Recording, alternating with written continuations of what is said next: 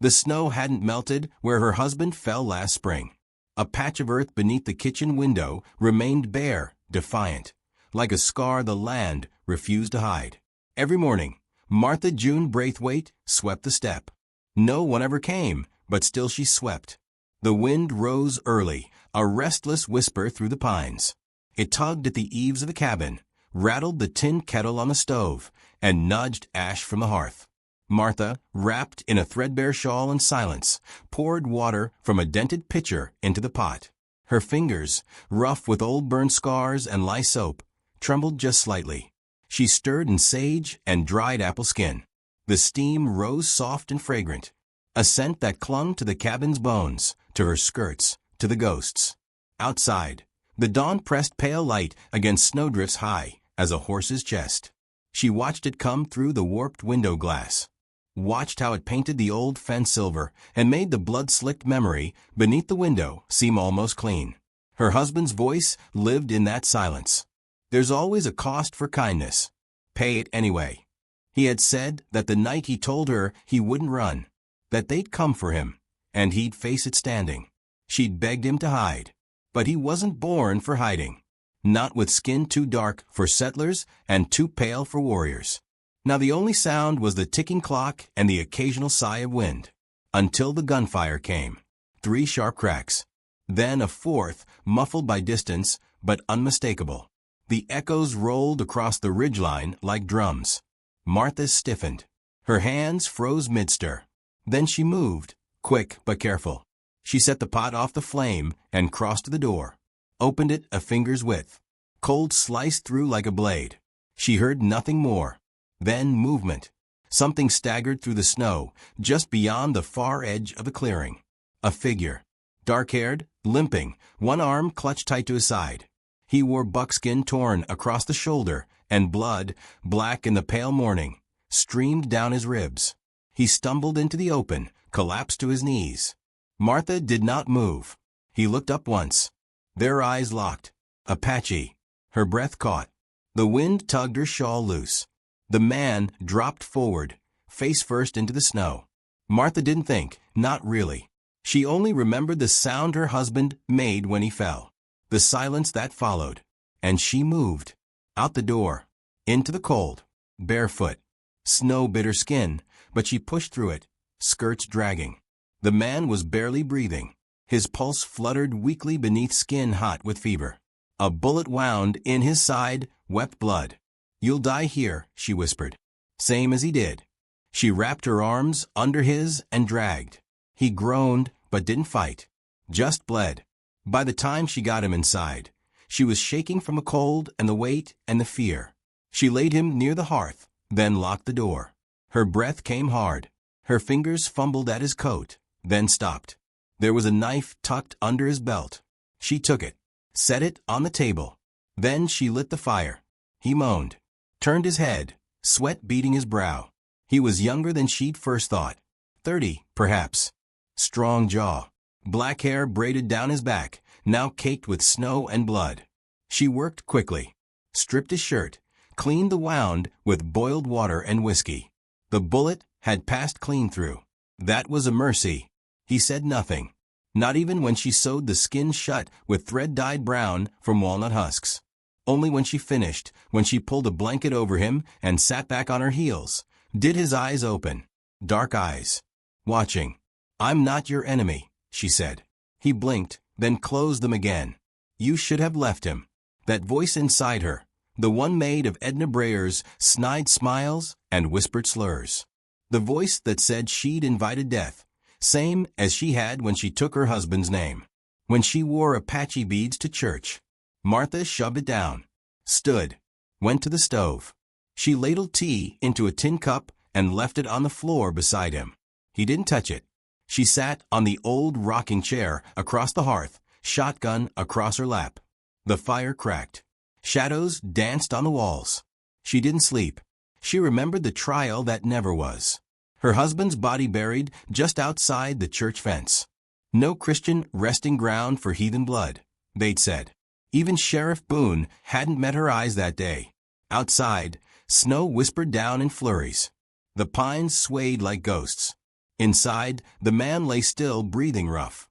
She studied the curve of his jaw, the cut across his temple, the tension in his shoulders, even unconscious. He was a scout, she guessed. Not some outlaw. A man with orders, not malice. Still, he could have killed her if he'd wanted. He hadn't. She reached for her shawl and wrapped it tighter. Her knuckles whitened on the gun stock. Would the town find out? Would they care? They already thought her half-witch, half-whore. They said her husband's spirit haunted her because she'd bedded a savage. Said her garden failed because she'd let him build the fence.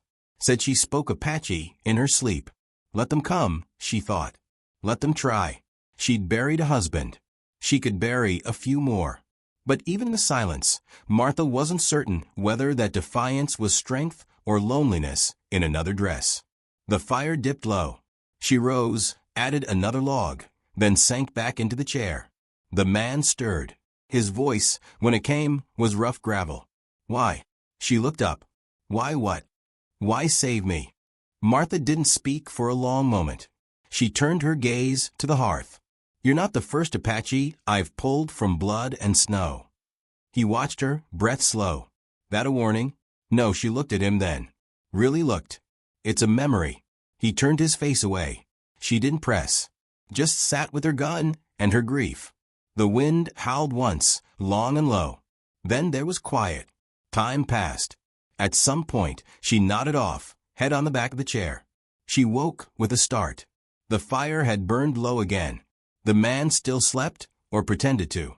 His hand rested near the knife she'd left on the table. But he hadn't taken it.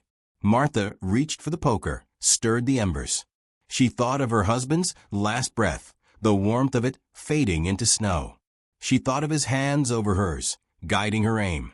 Shoot if you must, but never first. She thought of the townsfolk, of the slurs, the whispers, the pity that curdled into judgment. Outside, coyotes called across the hills. Inside, a dying man slept beside her hearth. She didn't know if she'd saved a man or brought death to her door. But the snow hadn't melted where her husband fell, and she swept the step every morning. Because sometimes what we do isn't about what we hope to gain. Sometimes it's about who we refuse to become. Martha woke to stillness, thick and waiting. The fire had burned down to a faint orange eye, and frost clung to the inside of the window like lace. Her shawl had slipped down, her neck ached from sleeping in the rocker, and the man on the floor still breathed. But the stillness wasn't empty. She rose slowly, boots already on, shotgun across her arms. With one glance through the front window, she stopped breathing. They stood like stones, 5, maybe 6 Apache warriors in the pale light of morning, each cloaked in silence and snow. No weapons drawn, but their bows were in hand. One of them, broader-shouldered, stepped forward. She opened the door just a crack. The cold bit her cheek. "You are Martha?" he asked in English, with a hard rhythm in his voice. "White woman who married 2 spirits." She nodded, voice caught somewhere in her throat. He preferred Daniel. The man didn't flinch. His eyes flicked past her shoulder, to the still body behind her. "My brother, Taza." She let the silence fall between them. Then, quietly, "He's not ready to ride. And I don't let dying men be dragged." A gust of wind moved his braids. His jaw flexed once. Then he said something in Apache, sharp and low. The others didn't move. The man turned to her again. "You keep him. But we will be close. And you," his gaze narrowed, "you will not be safe, white woman." He didn't say it with hatred, just truth. Then they melted into the woods. Martha shut the door gently and leaned against it, heart thudding. She didn't tremble. Not yet. She watched the man, Taza, on her floor. He hadn't stirred. "They came for you," she whispered. "Or maybe for me." She added wood to the fire, cooked oats, fed him with slow care when he finally woke, eyes blinking as if the morning were too bright to trust. He didn't speak, but he didn't refuse the spoon either. The days passed like dust through a screen. She didn't keep count. He never thanked her, not with words. But when her kitchen blade snapped against a frozen carrot, he gave her a small, sharp flint from his satchel. And when he saw her favoring her left ankle, he pointed at the firewood pile and motioned for her to sit. Then he split the rest of the logs without a word, wincing each time he lifted the axe. One night, she found the quilt tucked tighter around her shoulders than she remembered. He'd already turned away by the time she looked. They were two people breathing through the same storm. Once, she caught him studying the shelf where her husband's beads hung, blue glass and carved bone, strung on braided horsehair. They called him half-breed, she said, not unkindly. Taza didn't look away. They do not understand the beauty of both. No, she said. They only understand the threat of it.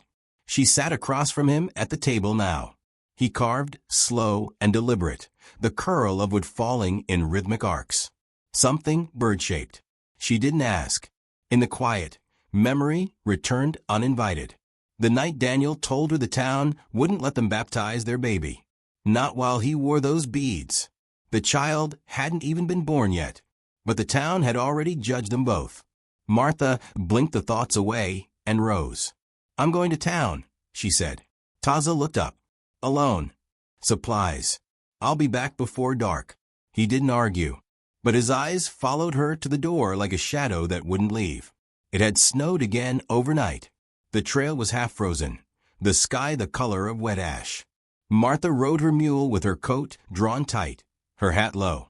Town looked smaller from the ridge, with smoke rising from a handful of chimneys, roofs hunched against the wind. At the mercantile, she stepped into warmth and judgment. Mrs. Edna Breyer was already there, mouth pressed thin behind a lace collar, eyes sharp with pretend concern. Well, Martha Braithwaite, Edna said, I thought you might have frozen out there. No one's seen smoke from your chimney for days. Then again, some say they've seen other prints near your porch. Whiter feet. Apache, maybe. Martha didn't blink. Maybe it's the mule. Maybe, Edna said, voice oily. God help you. Or maybe he won't. The clerk behind the counter coughed once and looked away. Sheriff Boone stood in the far corner, pretending to browse ammo. His mustache twitched, but he didn't speak. He hadn't spoken much since Daniel died. Martha paid in silence. Flour, salt, a few nails. She left with her shoulders straight and her hands shaking. By the time she made it home, the light was falling gold across the hills.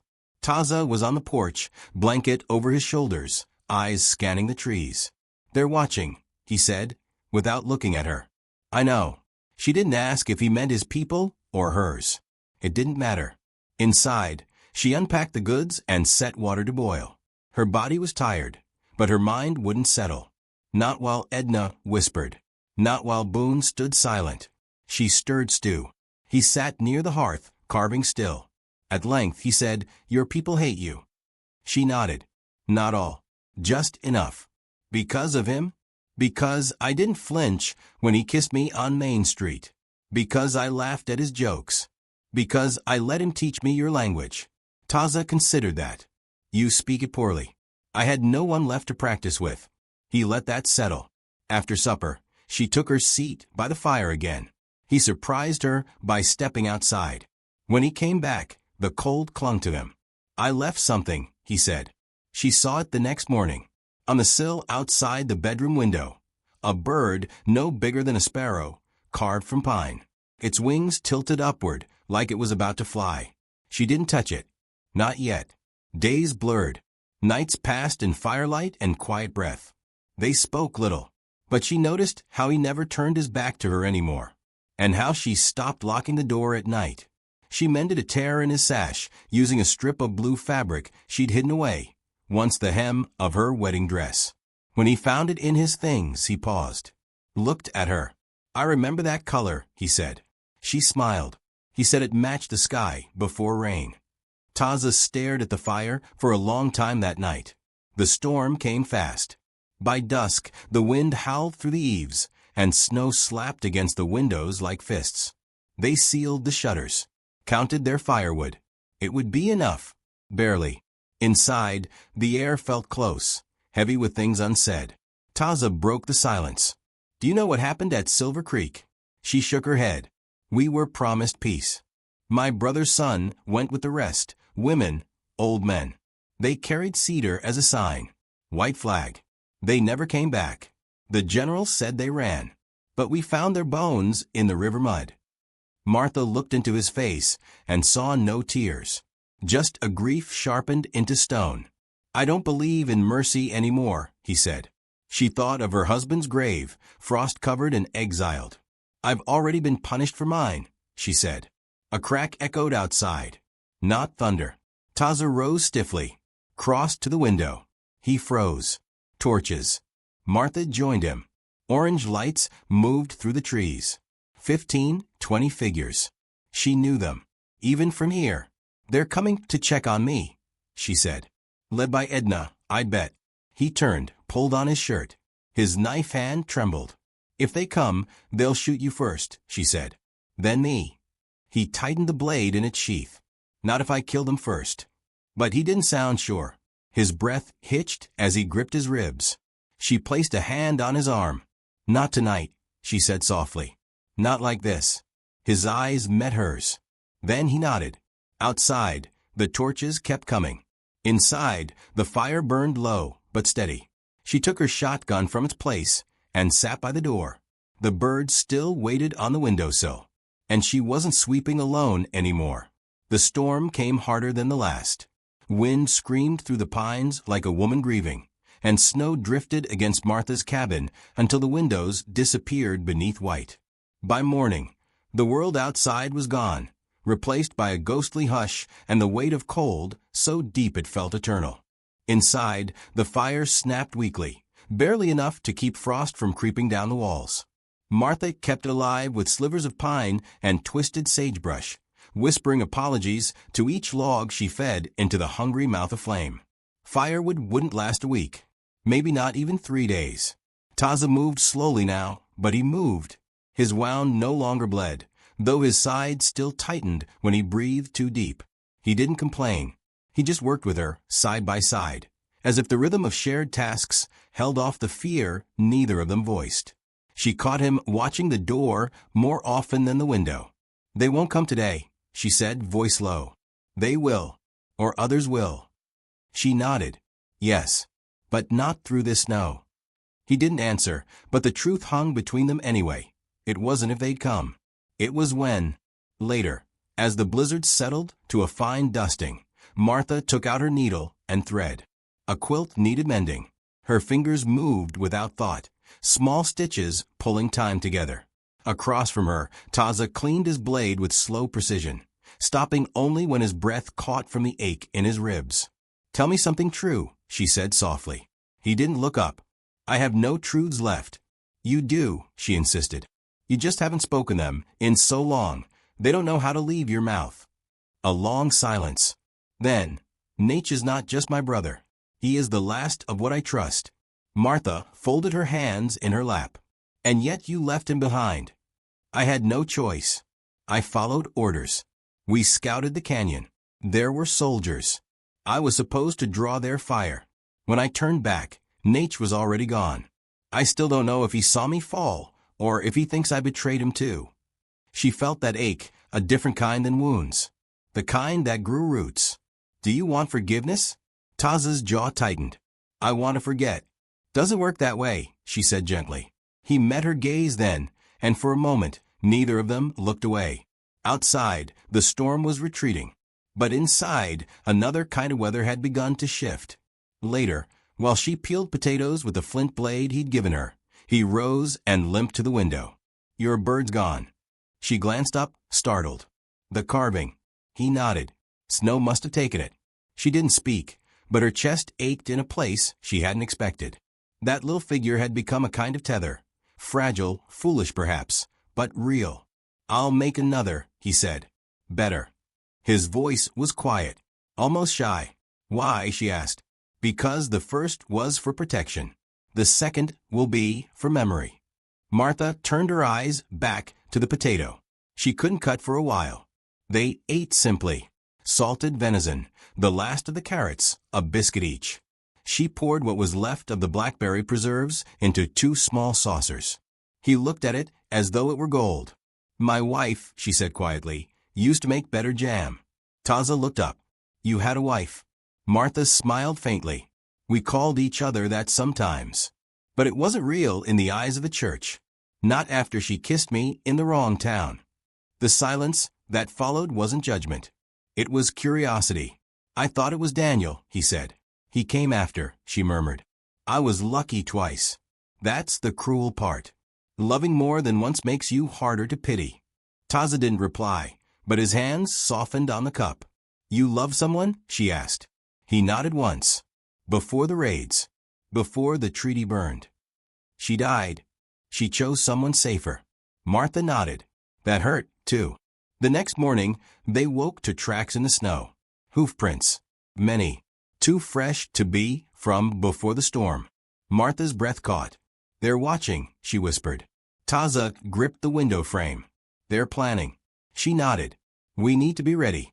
They spent the day gathering what little wood remained. Martha dug through cupboards for beans, dried corn, old jerky too tough to chew, but edible if boiled long enough. Taza cleaned the rifle she'd buried beneath the floorboards, though he couldn't aim it steady yet. At dusk, Martha found herself standing on the porch, eyes scanning the white-touched forest. She held the shotgun loosely, but her spine was straight. Taza stepped beside her, wrapped in his blanket like a cloak. I should go, he said. She didn't answer. I'm a danger to you. So is kindness, she murmured. But I keep offering it. He didn't leave. Neither of them moved. The sun went down, and the cabin, small as it was, somehow held them both. That night, she dreamed of Daniel's voice. You'll die for this, he whispered, or live long enough to see it undone. She woke with tears she didn't remember shedding. In the corner, Taza carved by lantern light. He didn't ask. The next evening, Martha took a walk to the ridge beyond the creek. She needed air, needed space to feel the fear that never quite let go. Snow crunched beneath her boots. The silence was deep enough to feel sacred. And then she saw them. Far off, just a flicker. A torch. Then another. She turned and ran. By the time she returned, breath heaving, she didn't have to say a word. Taza had already seen. How many? Too many, she said. At least 20. Coming from the South Trail.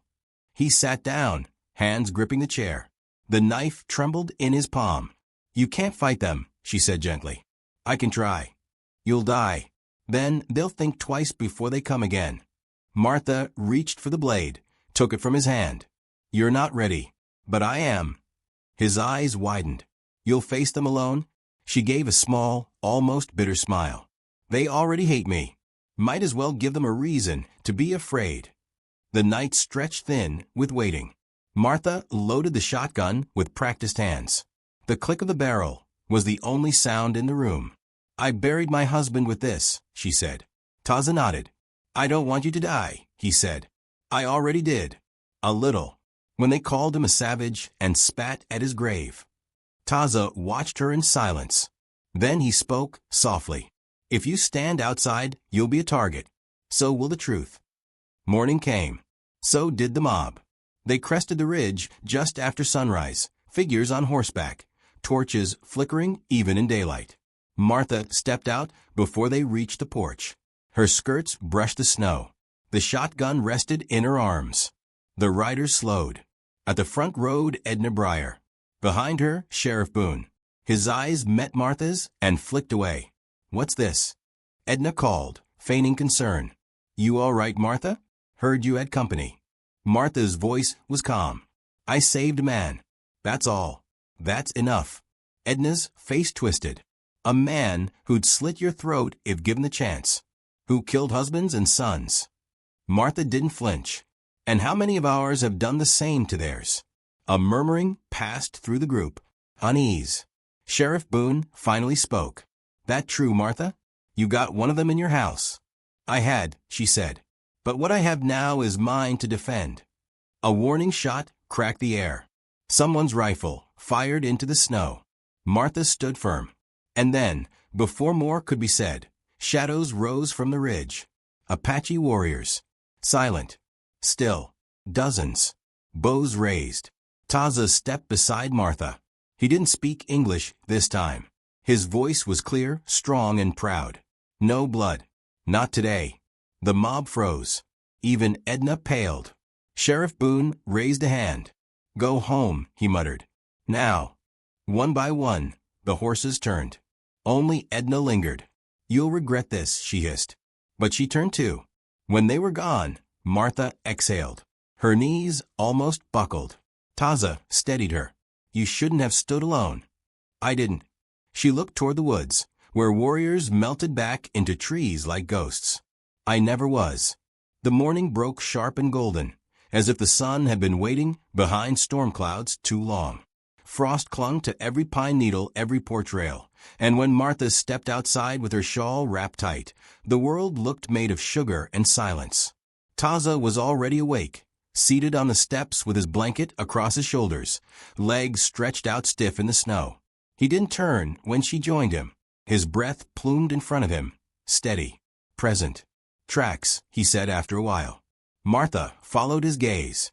A dozen trails cut through the lower snowbank, boots, not moccasins.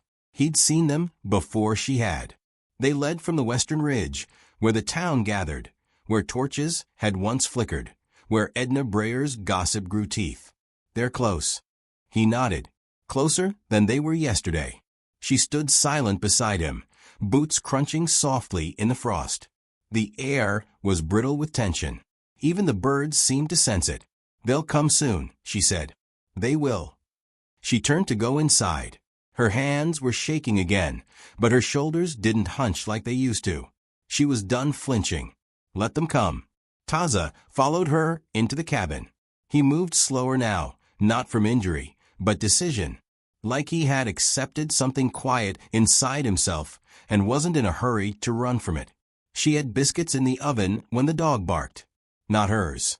It had wandered onto the property days ago, a mutt with a torn ear that never came close, but circled the cabin in wide, nervous arcs.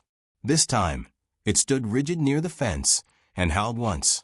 Martha and Taza both went for the window. Figures emerged through the trees, rifles over shoulders, coats dusted with frost. 6, maybe 7 men. And at their front, riding a bay, gelding with more gold buttons and authority, was Sheriff Elijah Boone. Martha stepped back from the window. Her heart pounded with a familiar rhythm. Fear and defiance, braided so tight she couldn't tell them apart. Taza checked his knife, then the old rifle leaning near the hearth. He didn't lift it.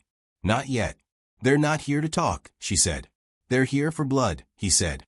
When the knock came, it was soft, polite, ridiculous. She opened the door with the shotgun in her arms. "Morning, Miss Braithwaite," Sheriff Boone said, lifting his hat like it was Sunday. "Sheriff, cold morning." "Not cold enough to stop you." His eyes flicked past her shoulder. "We had some concerns." "About what?" "About you. And your safety." His voice thickened, as if even he didn't believe the lie. "Some folks say you've been keeping company." Martha stared hard at him. "Then some folks need better hobbies."